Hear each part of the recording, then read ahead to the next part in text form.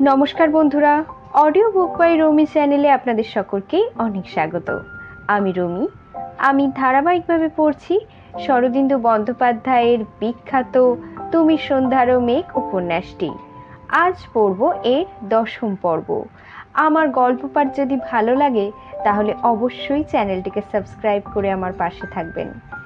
আসুন তবে শুরু করি আজকের পর্ব, তুমি সন্ধ্যারও মেঘ উপন্যাসটির 10ম পর্ব।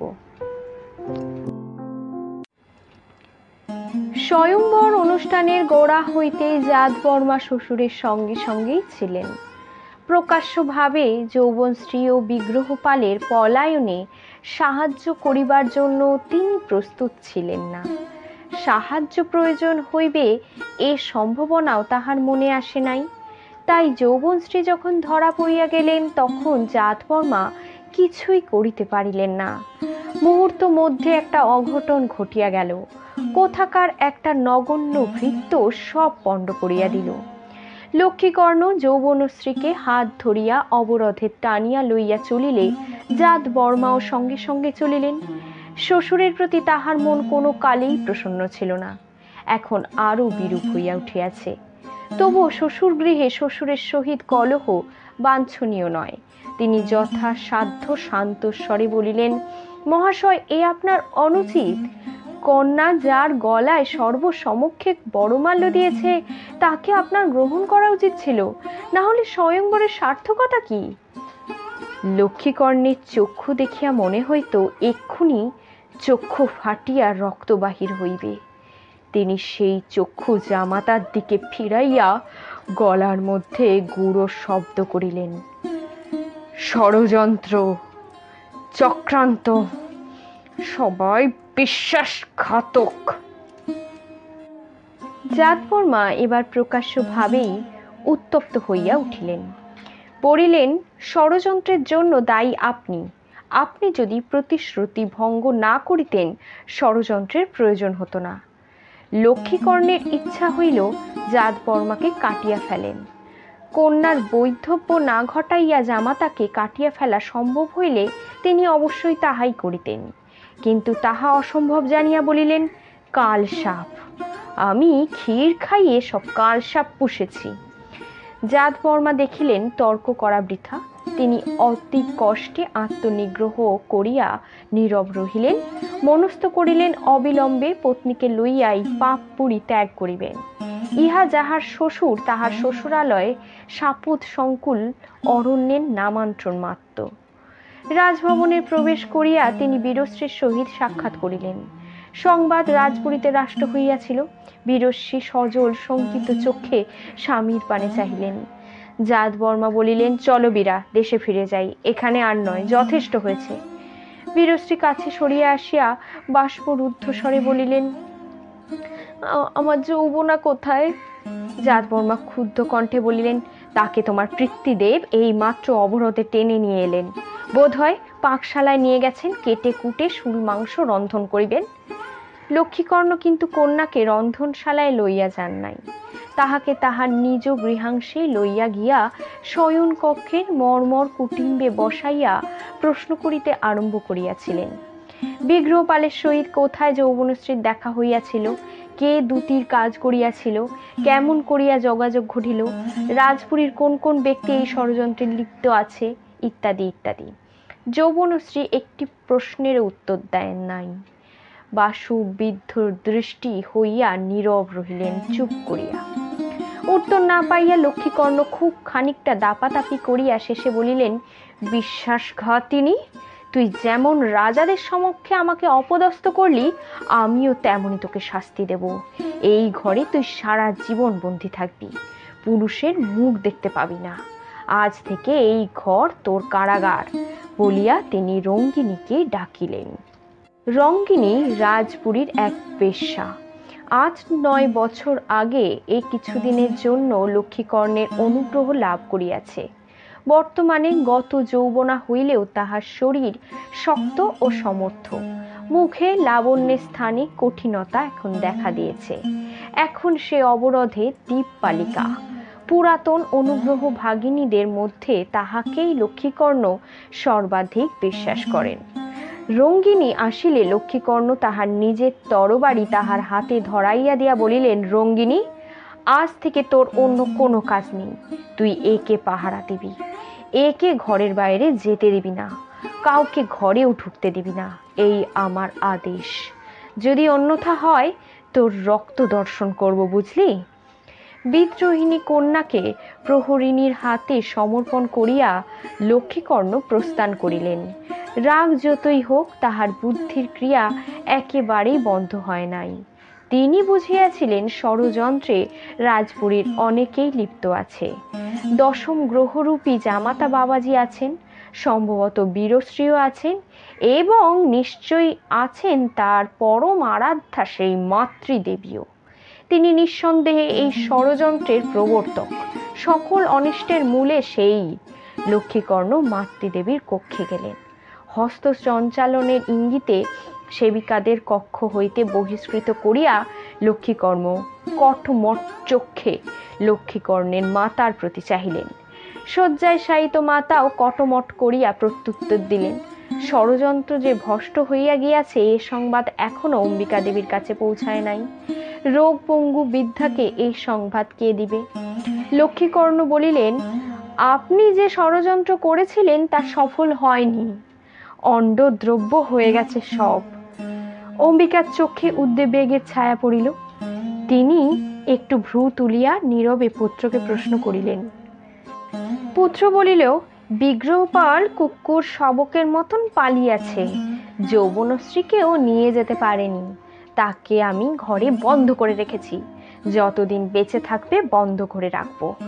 আর যারা ষড়যন্ত্র করেছে, লক্ষ্মীকর্ণ ব্যাঘ্র চক্ষু মেলিয়া অকথিত বাক্যাংশে ও ইঙ্গিত মাতাকে বুঝাইয়া দিলেন। অম্বিকার পক্ষাঘাত মুখে বিশেষত ভাবান্তর লক্ষিত হইল না, কেবল কণ্ঠ হইতে একটি অস্পষ্ট ধ্বনি নির্গত হইল। এই ধ্বনিকে পরাজয়ের স্বীকৃতি মনে করিয়া লক্ষ্মীকর্ণ ঈষৎ সন্তোষ লাভ করিলেন। তিনি আর বাক্য ব্যয় না করিয়া দ্বারের দিকে চলিলেন। দ্বার পর্যন্ত পৌঁছেছেন এমন সময় পিছন হইতে অম্বিকার জড়িত কণ্ঠস্বর আসিল, তোর স্বয়ংবর পণ্ড হয়েছে। লক্ষ্মীকর্ণ ঘুরিয়া দাঁড়াইলেন। তাহার ক্রোধ আবার শিখায়িত হইয়া উঠিল। এই জড় পিণ্ড বুড়িটাকে গলা টিপিয়া মারিলে ভালো হয়, কিন্তু মাতৃহত্যা মহাপাপ, বিশেষত প্রজারা জানিতে পারিলে ডিম্ব করিতে পারে। হতভাগ্য প্রজাগুলাই বুড়িটাকে বড় ভালোবাসে। লক্ষ্মীকর্ণ কয়েকবার উত্তপ্ত দীর্ঘ নিঃশ্বাস মোচন করিয়া অনিচ্ছা ভরে প্রস্থান করিলেন। গুপ্ত মন্ত্রগৃহে প্রবেশ করিতে গিয়া রাজা দেখিলেন লম্বোদর দ্বারের কাছে দাঁড়াইয়া আছে। তিনি কোনো প্রকার ভনিতা না করিয়া বলিলেন, তোকে শুলে দেব। লম্বোদর হাত জোড়ো করিলেন, আয়ুষ্মান, আমি নির্দোষ, তুই সব নষ্টের মূল। শিল্পীটাকে ঘরে পুষে রেখেছিলি তুই। প্রভু, শিল্পীটা আমার শ্যালীকে নিয়ে পালিয়েছে।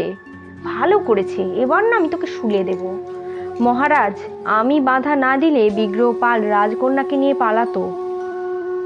মহারাজ এই কথাটা চিন্তা করেন নাই। লম্বোদর ষড়যন্ত্রে থাকিলে যৌবনশ্রীর পা জড়াইয়া ধরিয়া নিজেই ষড়যন্ত্র পণ্ড করিয়া দিত না। তিনি আঙ্গুলির ইঙ্গিতে লম্বোদরকে মন্ত্রগৃহ প্রবেশ করিতে বলিলেন। চারিদিকে গুপ্ত শত্রু পরিবৃত হইয়া মহারাজ মনে মনে খুবই অস্বাচ্ছন্দ্য বোধ করিতেছিলেন। এখন যেন অসহায়ের মধ্যে একটা সহায় পাইলেন। যাক, তবু তো একজন বিশ্বাসী মানুষ আছে। মন্ত্রগৃহের দ্বার বন্ধ করিয়া দুইজন মুখোমুখি বসিয়া আলোচনা করিল। পরস্পরের সহিত সংবাদ বিনিময়ের ফলে ষড়যন্ত্রের প্রক্রিয়া স্পষ্ট হইল। বিগ্রহপালকে তাড়া করিয়া কোনো লাভ আছে কিনা তাহাও আলোচিত হইল। বিগ্রহপাল সম্ভবত নদী পথেই পালিয়াছে, কিন্তু এত বিলম্ব আর বোধ হয় তাকে ধরা যাইবে না। তবু রাজা সোনের ঘাটে একদল অশ্বারোহীকে পাঠাইলেন। লম্বোদরের সঙ্গে গেল। বলাই বাহুল্য, বিগ্রহপালের নৌকা বহু পূর্বেই ঘাট হইতে অদৃশ্য হইয়াছিল। সূর্যাস্তের পর লম্বোদর ক্লান্ত অবসন্ন দেহে গৃহে ফিরিল। আজকার দিনটা যেন বিভীষিকায় পূর্ণ। প্রাণ বাঁচিয়াছে বটে, কিন্তু মন ক্ষত বিক্ষত। কর্তব্য করিতে গেলে পদাঘাত মুষ্টাঘাত না করিলে রাজরোষ লঞ্ছনা, তাও সহ্য হয়। তা বলে বান্ধুলি? তাহার চোখের উপর দিয়া বান্ধুলি চলিয়া গিয়াছে, মধুকরের ঘোড়ায় চড়িয়া তাহার গলা জড়াইয়া চলিয়া গিয়াছে। ইস! বেতসী দ্বার পিণ্ডিকার বাহিরে দাঁড়াইয়া ব্যাকুল নয়নে পথের পানে চাহিয়াছিল। স্বয়ংবর সভায় কি একটা গোলমাল হইয়াছে এইটুকুই তাহার কানে আসিয়াছিল। তাই অনিশ্চয়তার দুশ্চিন্তায় সে দ্বিপ্রহর হইতেই গৃহের সম্মুখে দাঁড়াইয়া কাটাইয়াছে। মধ্যাহ্নে অন্ন গ্রহণের কথাও মনে ছিল না। লম্বোদর স্বয়ংবর হইতে ঘনিষ্ঠভাবেই জড়িত, কি জানি কি ঘটিয়াছে। তারপর সন্ধ্যার সময় লম্বোদরকে আসিতে দেখিয়া সে ছুটিয়া গিয়া তাহার হাত ধরিল। প্রদোষের ম্লান আলোকে লম্বোদরের মুখ দেখিয়া বেতসীর বুক ধড়াস করিয়া উঠিল, যেন সর্বস্ব হারার মুখ। বেতসীর মনে অনেক প্রশ্ন জমা হইয়াছিল, কিন্তু একটা প্রশ্ন সে মুখে আনিতে পারিল না। নীরবে হাত ধরিয়া সে লম্বোদরকে গৃহের মধ্যে লইয়া গেল। পিঠিকায় বসাইয়া তাহার পা ধুইয়া দিল, মুখে জল দিয়া গামছায় গা মুছিয়া লম্বোদরের দেহ অনেকটা সুস্থ হইল। বেতসী তাহাকে শয়ন কক্ষে লইয়া গিয়া নিজের শয্যায় বসাইয়া বলিল, আমি তোমার খাবার নিয়ে আসি। বেতসী খাবার আনিতে গেল। লম্বোদর শয্যায় বসিয়া রইল। ঘরের মধ্যে অন্ধকার ঘন হইতেছে। এ জগতে কেহ কাহারও নয়, সব বিচ্ছিন্ন, সংযোগহীন, নিরর্থক, জীবন শূন্য। কেবল বুকের মধ্যে একটা অবশ বেদনা হৃদয় স্পন্দনের সঙ্গে সঙ্গে ধুক ধুক করিতেছে। বেতসী খাদ্য পানীয় আনিয়া সম্মুখে দাঁড়াইল। চলো, আমি খাইয়ে দিচ্ছি। লম্বোদর কি খাইল, কিছুরই স্বাদ পাইল না। কপিহ, সুরভিত, তক্র, তাহারও স্বাদ নাই। পানাহার শেষ হইলে বেতসী বলিল, তুমি শো, আমি তোমার মাথায় হাত বুলিয়ে দিই। দীপ জ্বালাবো? না। লম্বোদর শয়ন করিয়া চক্ষু মুদিল। বেতসী শিয়রে বসিয়া লঘু হস্তে চুলের মধ্যে আঙ্গুলি সঞ্চালন করিতে লাগিল। ধীরে ধীরে লম্বোদর যেন তন্দ্রাচ্ছন্ন হইয়া পড়িল। সংসারে কোনো কিছুরই কি অর্থ হয় না? রাজকার্য, গুপ্তচর বৃত্তি, বান্ধুলি, সব অলীক, মিথ্যা মিথ্যা। পূর্ব গগনে চাঁদ উঠিতেছিল, পূর্ণিমার চাঁদ। শয্যার উপর চাঁদের আলো বাতায়ন দিয়া আসিয়া পড়িল, যেন শুভ্র ফুলের আস্তরণ বিছাইয়া দিল।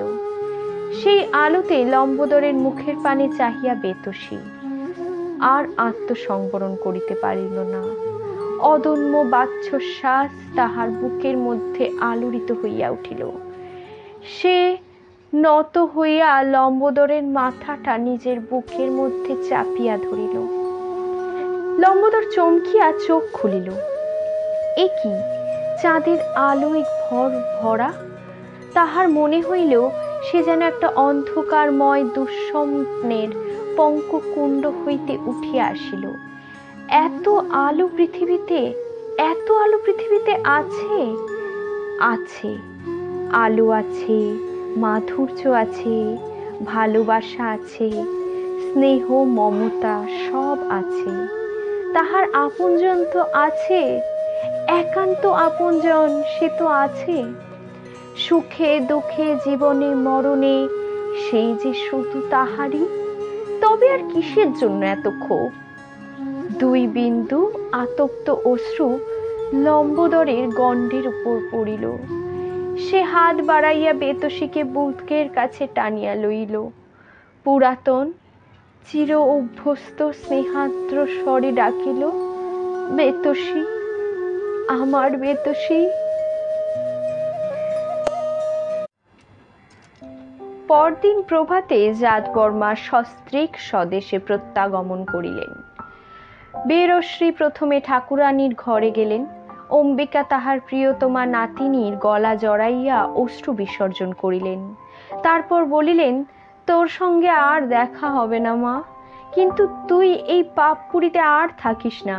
স্বামীকে নিয়ে নিজের দেশে চলে যা। এই রাজ্যের আর ইষ্ট নেই রে, পাপের ভরা পূর্ণ হয়েছে এখানে, বিধাতার অভিশাপ, তাই রাজা পুত্রহীন, তার উপর এত পাপ, এ বংশ আর বেশি দিনের নয়। বীরশ্রী বলিলেন, কিন্তু দিদি, যৌবন আর কি হবে? অম্বিকা বলিলেন, যৌবন আর ভালোই হবে। দেশ শুদ্ধ লোকের সামনে সে বিগ্রহপালের গলায় মালা দিয়েছে, এখন আর অন্য কোনো রাজা তাকে বিয়ে করবে না। তোর বাপ কতদিন তাকে বন্ধ করে রাখবে? তুই দেখিস না মা, যৌবন আর ভালোই হবে।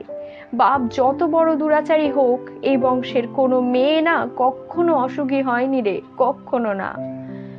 ঠাকুরানীর পদধূলি মাথায় লইয়া চোখ মুছিতে মুছিতে বীরশ্রী বিদায় লইলেন।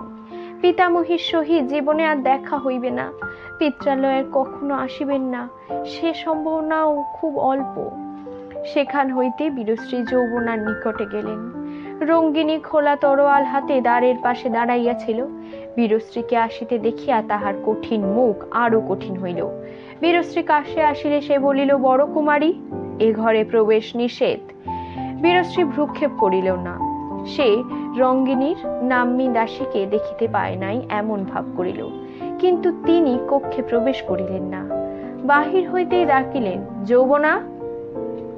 যৌবনশ্রী আসিয়া দ্বারের কাছে দাঁড়াইলেন, কিন্তু দ্বার অতিক্রম করিলেন না। দুই বোন দ্বারের দুই দিক হইতে পরস্পরের পানে চাহিলেন। দুইজনেরই চক্ষু অশ্রুপূর্ণ হইয়া উঠিল। কাল যৌবনশ্রীর রূপ ছিল নবোদ্ভীত হিম চম্পকের ন্যায়, আজ সেই রূপ শুকাইয়া শীর্ণ হইয়া গিয়াছে। চোখের কোলে ছায়া, কেশ বেশ অবিন্যস্ত, অঙ্গ নিরাভরণ। বীরশ্রীর হৃদয় মন্থিত করিয়া একটা দীর্ঘ নিঃশ্বাস বাহির হইয়া পড়িল। কিন্তু রঙ্গিনীর সম্মুখে অধিক হৃদয় বেগ প্রকাশ করা চলিবে না। বীরশ্রী কণ্ঠস্বর দৃঢ় করিয়া বলিলেন, যৌবনা, আজ আমরা চলে যাচ্ছি। এই কথা কয়টির মধ্যে কি ছিল জানি না, তাহাদের হৃদয় বেগ আর শাসন মানিল না। দুইজন ছুটিয়া আসিয়া পরস্পরের কণ্ঠ লগ্না হইলেন। রঙ্গিনী কিং কর্তব্য বিমূঢ় হইয়া তরোয়াল হাতে কাঠের পুতুলের মতন দাঁড়িয়া রইল। তাহার ঘোর বিপদ। এদিকে রাজা, অন্যদিকে এই দুই রাজকন্যা। আগু হইলে রাম, পিছাইলে রাবণ।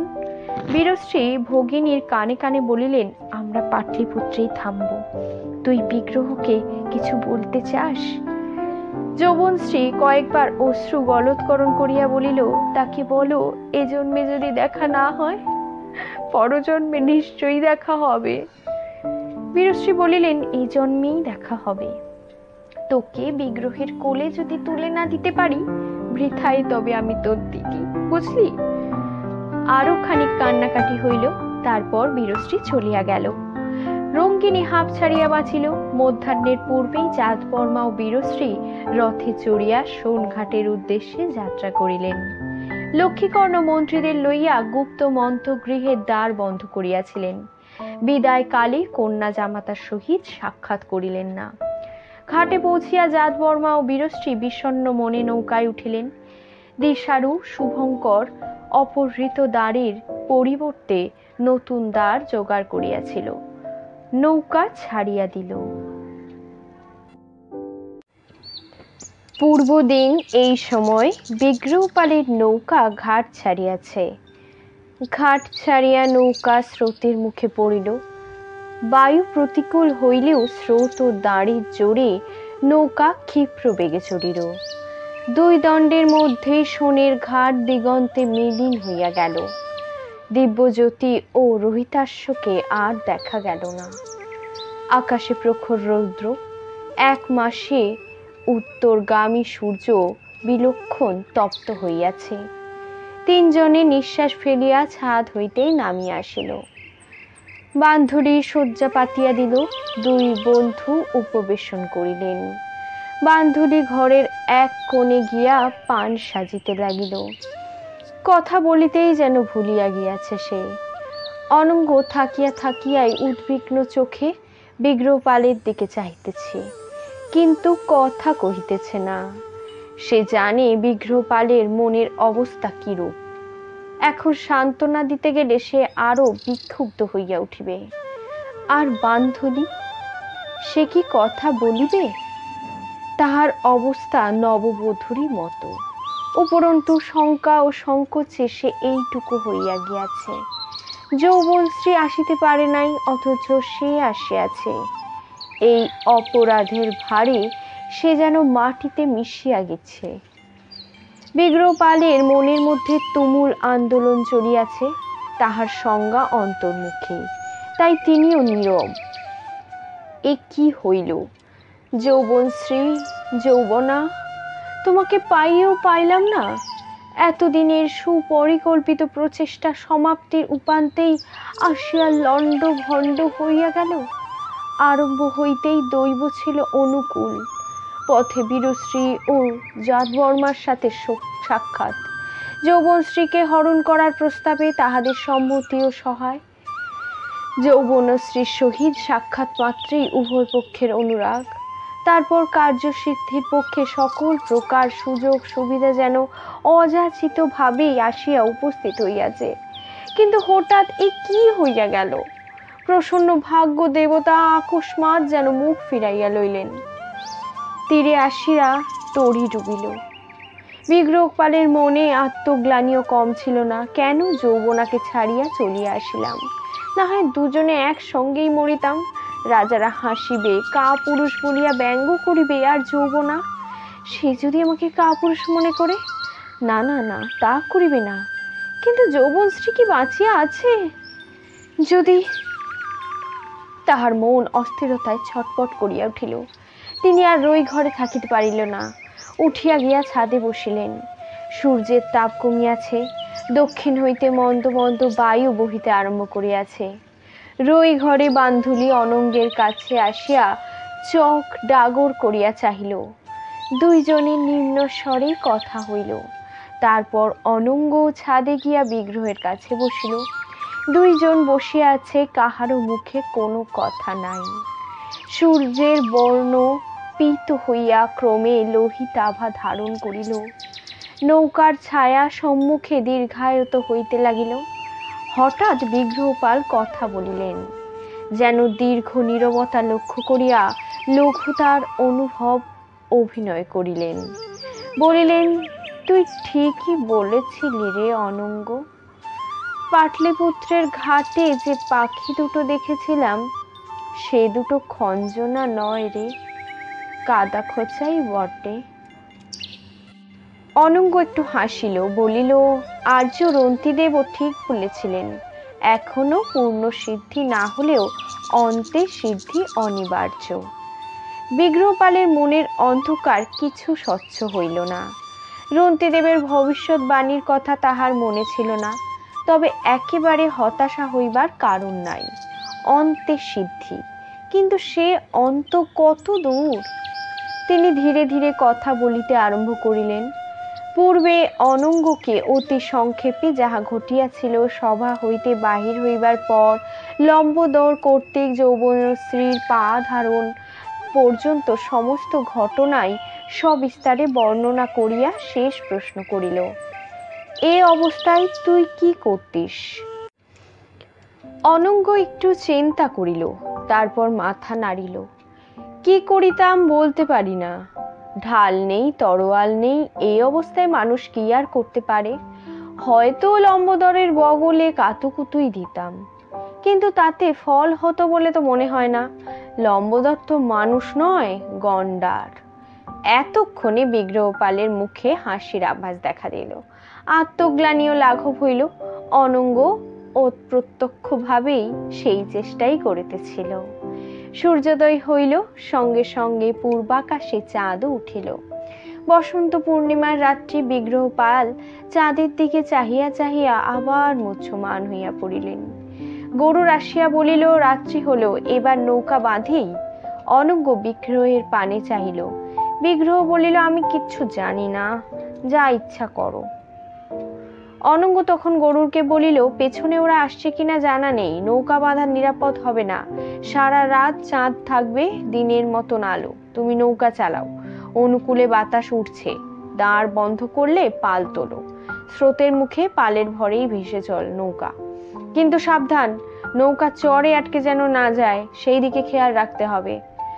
আজ্ঞা। বলিয়া গরুর প্রস্থান করিল।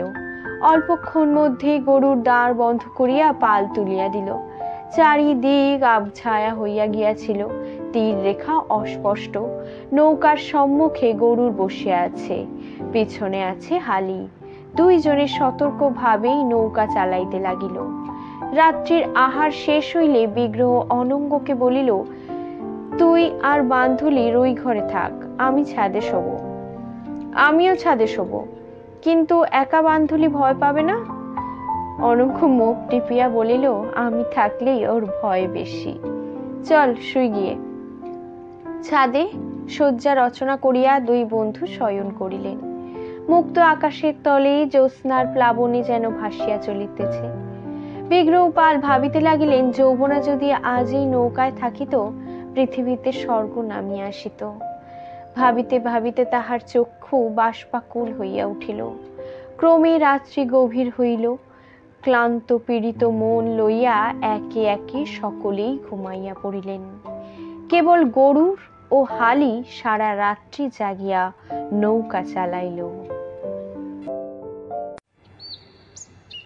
3 দিন নদী বক্ষে যাপন করিয়া চতুর্থ দিনের পূর্বাগ্নেই বিগ্রহপাল পাটলিপুত্রের রাজঘাটে পৌঁছলেন।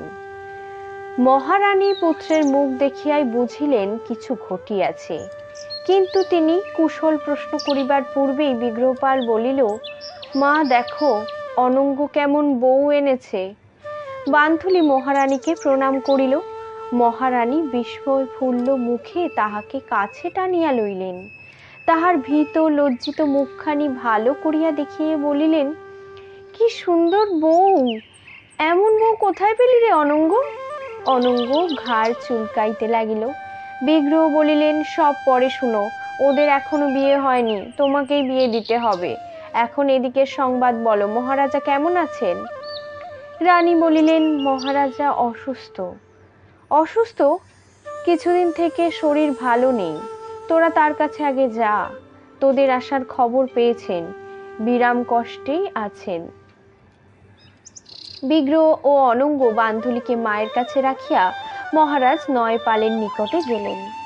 নয়পাল প্রাসাদের একটি কক্ষে দিবাশয্যায় অর্ধশয়ান অবস্থায় বিশ্রাম করিতেছিলেন। একজন সংবাহক পদসেবা করিতেছিল। মহারাজের শরীর কিছু কৃশ, মুখের চর্ম শিথিল ও রেখান্বিত হইয়াছে, কিন্তু তিনি শয্যাশায়ী হন নাই। লক্ষ্মীকর্ণের উদ্দেশ্যে তিনি যে মারণ যজ্ঞের প্রবর্তন করিয়াছিলেন, তাহাতে তিনি নিজেও যোগ দিয়েছিলেন। কুম্ভক রেচক আদি প্রক্রিয়ার ফলে লক্ষ্মীকর্ণের যত না অনিষ্ট হোক, তিনি নিজে বিপন্ন হইয়া পড়িয়াছিলেন। তাহার অভ্যন্তরীণ যন্ত্রপাতি উলট পালট হইয়া গিয়াছিল। অজীর্ণ অনিদ্রা রোগ ধরিয়াছিল। বিগ্রহ অনঙ্গ আসিয়া পদবন্দনা করিলে তিনি শয্যায় উঠিয়া বসিলেন। সংবাহককে বিদায় করিয়া কুশল প্রশ্নাদি করিলেন। তারপর জিজ্ঞাসা করিলেন, কোথায় কোথায় গিয়েছিলে, কোন কোন দেশ দেখলে? এখনই পিতাকে সব কথা বলার সংকল্প বিগ্রহপালের ছিল না, কিন্তু সরাসরি মিথ্যে কথাও বলিতে পারিলেন না। বলিলেন, কেবল ত্রিপুরে গিয়েছিলাম। মহারাজ উচ্চকিত হইয়া চাহিলেন। ত্রিপুরী? হঠাৎ লক্ষ্মীকর্ণের কন্যার স্বয়ংবরে? বিগ্রহ কুণ্ঠিত স্বরে বললেন, আজ্ঞা মহারাজ। নয়পাল বিরক্ত হইলেন। অনাহত শত্রু রাজ্যে গিয়েছিলে? লক্ষ্মীকর্ণ মহাভীষণ, সে যদি অসহায় পেয়ে তোমাকে হত্যা করত। কি জন্য গিয়েছিলে? যাওয়ার আগে আমাকে বলনি কেন? বিগ্রহপাল অধোমুখে রহিলেন। অনঙ্গ তখন সম্মুখে আসিয়া করজোড়ে বলিলেন, মহারাজ, যদি অনুমতি হয় আমি সব কথা বলতে পারি। নয়পাল তাহার প্রতি অপ্রসন্ন দৃষ্টি নিক্ষেপ করিয়া বলিলেন, বলো। অনঙ্গ তাহার পদপাদ্যে বসিয়া সব কথা বলিল। শুনিতে শুনিতে মহারাজের অপ্রসন্নতা দূর হইল। তিনি উত্তেজিত হইয়া উঠিলেন। আখ্যান শেষ হইলে তিনি শয্যা হইতে লাফাইয়া উঠিয়া বলিলেন, যৌবনশ্রী স্বয়ংবর সভায় বিগ্রহের গলায় বড়মাল্য দিয়েছে। তবে তো যৌবনশ্রী আমার পুত্রবধূ। লক্ষ্মীকর্ণ তাকে আটকে রাখে কোন স্পর্ধায়? অনঙ্গ যখন মহারাজকে কাহিনী শুনাইতেছিল, বিগ্রহপাল তখন বাতায়নের সম্মুখে গিয়ে বাহিরে তাকাইয়াছিলেন। এখন তিনি সচকিতে ফিরাইয়া দাঁড়াইলেন। তাহার মুখ আনন্দে ভরিয়া উঠিল। তিনি দ্রুত গিয়া পিতার হাত ধরিলেন। মহারাজ, আপনি শান্ত হন, আপনার শরীর অসুস্থ। মহারাজ কিন্তু শান্ত হইলেন না। বলিলেন, তোমরা যৌবনশ্রীকে আনতে পারলে না? অত্যন্ত পরিতাপের কথা, কিন্তু আমি ছাড়ব না। আমি এখনই লক্ষ্মীকর্ণের কাছে দূত পাঠাচ্ছি। সে যদি এই দণ্ডে আমার পুত্রবধূকে আমার কাছে পাঠিয়ে না দেয়, আমি যুদ্ধ করব। যেটি রাজ্য আমি ছাড়খাড় করে দেব। বিগ্রহ অনঙ্গ মহারাজকে ধরিয়া আবার শয্যায় বসাইয়া দিলেন। তিনি বলিতে লাগিলেন, মহারানী কোথায়? তিনি সংবাদ জানেন, তাকে ডেকে আনো, আমি যুদ্ধ করব। মহারানী কোথায়? দুই বন্ধু মহারানীর কাছে গেলেন। গিয়া দেখিলেন মহারানী বান্ধুলির নিকট হইতে সব কথাই বাহির করিয়া লইয়াছেন। তিনি হাস্যবিম্বিত মুখে পুত্রের বুকের উপর স্নিগ্ধ করতল রাখিয়া বলিলেন, তুই ভাবনা করিস না, আমার ঘরের লক্ষ্মীকে আটকে রাখে এমন সাধ্য কারণ নেই। বিগ্রহ পিতার উত্তেজিত আস্ফালনে যে আশ্বাস লাভ করিয়াছিলেন, মাতার শান্ত দৃঢ়তায় তদপেক্ষা অধিক আশ্বাস পাইলেন। হাসি মুখে কহিলেন, মহারাজ বলছেন যুদ্ধ করবেন। মহারানী বলিলেন, প্রয়োজন হলে যুদ্ধ হবে। আপাতত বান্ধুলি আর অনঙ্গের বিয়েটা দিয়ে দিই। অনেক দিন বাড়িতে কোনো উৎসব হয়নি। তারপর মহারানী বান্ধুলির হাত ধরিয়া এবং বন্ধু যুগল কর্তৃক অনুসৃত হইয়া মহারাজের নিকট চলিলেন। 2 দিন পরে জাতবর্মা ও বীরশ্রী আসিয়া উপস্থিত হইলেন। পাটলিপুত্রের রাজভবনে অনঙ্গের বিবাহ উপলক্ষে উৎসবের সূচনা হয়েছিল, এখন তাহা চতুর্গুণ বর্ধিত হইল। বিগ্রহপাল বীরশ্রীকে প্রায় কাঁধে করিয়াই ঘাট হইতে রাজপুরীতে আনিয়া মায়ের কোলে সঁপিয়া দিলেন। জাতবর্মাকে নয়পাল পুত্র স্নেহে আলিঙ্গন করিলেন। এই সময় ভারতের রাজন্যবর্গের মধ্যে পরস্পর প্রীতির সম্পর্ক ছিল না। যেখানে বাহিরে মৈত্রীবন্ধন আছে, সেখানেও ভিতরে ভিতরে ঈর্ষা, দেশ, অসহিষ্ণুতা ছিল। জাতবর্মা সস্ত্রীক পাটলিপুত্রে আসিয়া যেন সত্যিকারের হৃদয়ের সম্পর্ক স্থাপন করিলেন। নয়পাল স্বয়ং হৃদয়বান পুরুষ। তিনি বিগলিত হইয়া গেলেন। তাহার শত্রু কন্যা ও জামাতা স্বেচ্ছায় প্রতিবেশীর কাছে আসিয়াছে। নয়পাল অসুস্থ শরীর লইয়া সর্বদাই জাতবর্মার সুখ স্বাচ্ছন্দ্যের তত্ত্বাবধান করিতে লাগিলেন এবং বারংবার অনুরোধ করে গেলেন, বীরশ্রীকে সাদর সম্ভাষণ করিয়া আসিলেন। মহারানী স্বহস্তে জাতবর্মাকে মিষ্টান্ন খাওয়াইলেন। বীরশ্রী তাহার পাকা চুল তুলিয়া দিয়া তাহার সহৃদয় জয় করিয়া লইলেন। বান্ধুলি বীরশ্রীকে পাইয়া নববধূর সুলভ লজ্জা সংকোচ ভুলিয়া গেল এবং ক্রমাগত মহারানীর জন্য পান সাজিতে লাগিল। মহারানী পান বড় ভালোবাসেন। দিনে 30-40টা পান উনি খান। একদিন মহা ধুমধামের সহিত অনঙ্গ ও বান্ধুলির বিবাহ হইয়া গেল। মহারাজ স্বয়ং কন্যা সম্প্রদান করিলেন। মহারানী ও বীরশ্রী বান্ধুলিকে মহার্ঘ যৌতুক দিলেন। অনঙ্গ বধূ লইয়া নিজ গৃহে গেল। বিগ্রহপাল যৌবনশ্রীর কথা স্মরণ করিয়া মনে মনে বেদনা পাইলেও বন্ধুর বিবাহে সর্বদা আগ্রহী হইয়া রহিল এবং বাসক রজনীতে নবদম্পতিকে ফুলশয্যায় শয়ন করাইয়া গৃহে ফিরিলেন। অতঃপর উৎসবের কলবলা কথাঞ্চিত শান্ত হইলে নয়পালের বিরাম কোষ্ঠে কূটনৈতিক সভা বসিল। সভায় উপস্থিত রহিলেন কেবল 5 জন। নয়পাল, বিগ্রহপাল, জাতবর্মা, অনঙ্গ ও সচিব যোগদেব। যৌবনশ্রীর সম্পর্কে কি করা যাইবে তাহাই বিচার্য। আলাপ আলোচনা মুখ্যত নয়পাল ও জাতবর্মার মধ্যেই হইল।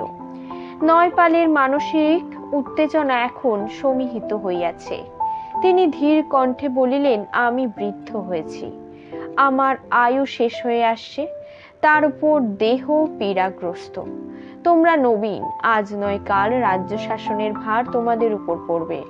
তোমাদের প্রজা পালন করতে হবে, অন্য রাজাদের সঙ্গে মন্ত্র যুদ্ধ করতে হবে। এখন তোমরা বলো, স্বয়ংবর সভায় যে সমস্যার উদ্ভব হয়েছে তার সমাধান কোন পথে? আমাদের কর্তব্য কি? কেহ কোনো উত্তর দিল না। যোগদেব নীরব রহিলেন।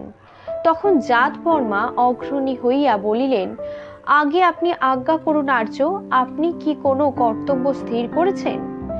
নয়পাল বলিলেন, কিছু স্থির করিনি, তবে আমার বিবেচনায় প্রথমে লক্ষ্মীকর্ণের কাছে দূত পাঠানো উচিত। জাতবর্মা বলিলেন, রাষ্ট্রনীতির নিয়মে দূত পাঠানোই হয়তো কর্তব্য, কিন্তু তাতে কোনো ফল হবে না আর্য। শ্বশুর মহাশয়কে আমি চিনি। তাহলে অন্য উপায় কি আছে? ছলে বা কৌশলে কার্যোদ্ধার হতে পারে কি? এখন আর সম্ভব নয়। শ্বশুর মহাশয় সাবধান হয়েছেন। যৌবনশ্রীর বরের দ্বারে পাহারা, রাজপুরী ঘিরে পাহারা বসেছে। ছল চাতুরি আর কিচ্ছু হবে না। নয়পাল নিঃশ্বাস ফেলিলেন। যৌবনশ্রী যদি চুপি চুপি পালায়ন করিতে সম্মত হইতেন, তাহা হইলে কোনো গণ্ডগোলই হইত না, এ কথা সকলেরই এবার মনে হইল। কিন্তু সেই জন্য যৌবনশ্রীকে কেউ দোষী করাবার চিন্তা কাহারও মনে আসিল না। তিনি উচিত কার্যই করিয়াছেন, আর্য নারীর ন্যায় আচরণ করিয়াছেন, তাহার আচরণে আবার সকলেই গৌরবান্বিত। তবুও তিনি উচিত কার্য সম্বন্ধে এতটা সচেতন না হইলেই বোধ করি ভালো হইত। তাহলে যুদ্ধ ছাড়া তো দেখছি গতান্তর নেই, এই তোমার মত? জাতবর্মা নত মস্তকে নীরব রহিলেন। নয়পাল তখন বলিলেন, আমি নিজের অভিপ্রায় তোমাদের বললাম। যদি বিনা যুদ্ধে কার্যসিদ্ধি হয় তাই ভালো, কিন্তু যদি যুদ্ধ করতেই হয় তাতে কিন্তু আমার কোনো অমত নেই। এখন তোমরা বলো, তোমাদের অভিপ্রায় কি? বিগ্রহ নির্বাক রহিলেন, অনঙ্গ কথা বলিল না। যোগদেব যদি কিছু বলি বলি করিয়া থামিয়া গেলেন। শেষে কেহ কিছু বলিল না দেখিয়া জাতবর্মা বলিলেন, মহারাজ, আপনাকে মন্ত্রণা দেওয়ার স্পর্ধা আমার নেই, কিন্তু অবস্থা যেরূপ দাঁড়িয়েছে তাতে মনে হয় যুদ্ধ ছাড়া যৌবনশ্রীকে উদ্ধার করা যাবে না, এবং যদি যুদ্ধ করতেই হয় তবে যত শীঘ্র সম্ভব প্রস্তুত হওয়া প্রয়োজন। শ্বশুর মহাশয় এখন একটু বিপাকে পড়েছেন। চেদি রাজ্য আক্রমণে এই হচ্ছে উৎকৃষ্ট সময়। ঈষৎ হাসিয়া নয়পাল প্রশ্ন করিলেন, কিরূপ বিপাক? জাতবর্মা বলিলেন, স্বয়ংবর সভায় যে সব মিত্র রাজা এসেছিলেন তারা সকলেই অসন্তুষ্ট হয়ে ফিরে গেছে। তাদের ধারণা চেদিরাজ তাদের হাস্যস্পাদ করেছেন। এখন আপনি চেদি রাজ্য আক্রমণ করলে তারা কেউ সাহায্য করতে আসবে না। শ্বশুর মহাশয় ভয় পেয়ে আপনার হাতে যৌবনশ্রীকে অর্পণ করতে বাধ্য হবেন। নয়পাল প্রফুল্ল হইয়া বলিলেন, যথার্থ বলেছ। এ কথা আমার মনে উদয় হয়নি। হয়তো যুদ্ধ করবার প্রয়োজনই হবে না, হুঙ্কারেই কাজ হবে। বৎস জাতবর্মা, আমি তোমার প্রতি বড় প্রীত হয়েছি। তুমি আমার পুত্রর মতন। আশীর্বাদ করি তুমি দীর্ঘজীবী হও।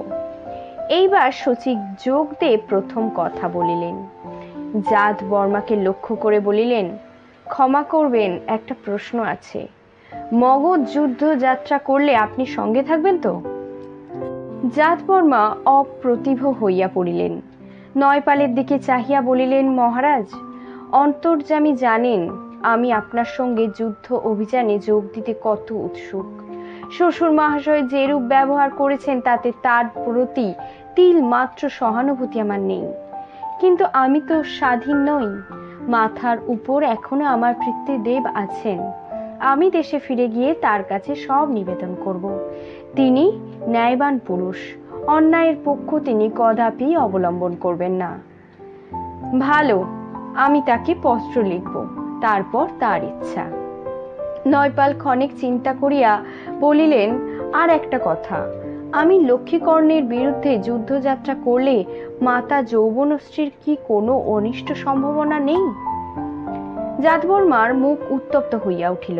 তিনি বলিলেন, মহারাজ, লক্ষ্মীকর্ণ যদি আপনার প্রতি বিদ্বেষ বশত নিজের কন্যার অনিষ্ট করেন তবে তার মতো নরাধম ভূভারতে আর নেই। অতঃপর আরো কিছুক্ষণ আলোচনা হইল। যোগদেবের কনিষ্ঠ সচিব হইলেও রাজার পারিবারিক মন্ত্রণায় যোগ দিতেন। বিশেষত এই ব্যাপারের সহিত আরম্ভ হইতেই তাহার একটা যোগসূত্র স্থাপিত হইয়াই ছিল। তিনি এখন সমস্ত করণীয় কর্মের ভার লইলেন। স্থির হইল চেদি রাজ্যে দূত পাঠানো হইবে, সঙ্গে সঙ্গে যুদ্ধযাত্রার উদ্যোগ হইবে। দৈত্য যদি বিফল হয় তখন নয়পাল যুদ্ধে যাত্রা করিবেন। ব্রজবর্মা যদি তাহার সহযাত্রী হন ভালো, নচেত একাই যুদ্ধে যাইবেন। মগধ এখন আর সেই মগধ সত্যিই নাই, কিন্তু একেবারে মরিয়াও হয়ে যায় নাই। 7 দিন মগধের আতিথ্য উপভোগ করিয়া জাতবর্মা ও বীরশ্রী আবার নৌকায় উঠিলেন। যাত্রার পূর্বে মহারানী বীরশ্রীর কণ্ঠে মহামূল্য রত্নহার উপহার দিল। নয়পাল জাতবর্মাকে মণিমাণিক্য খচিত অঙ্গদ ও শিরস্ত্রাণ দিলেন। প্রণামকালে বীরশ্রী মহারানীকে বলিলেন, মা, আমরা আবার আসব, এবার যৌবনাকে নিয়েই আসব। মহারানী সজল নেত্রে তাহার ললাট চুম্বন করিয়া বলিলেন, এসো মা। শেষ হলো তুমি সন্ধ্যার ও মেঘ উপন্যাসটির 10ম পর্ব। খুব তাড়াতাড়ি আসছি পরের পর্বগুলি নিয়ে। আজ তবে চলি, টাটা।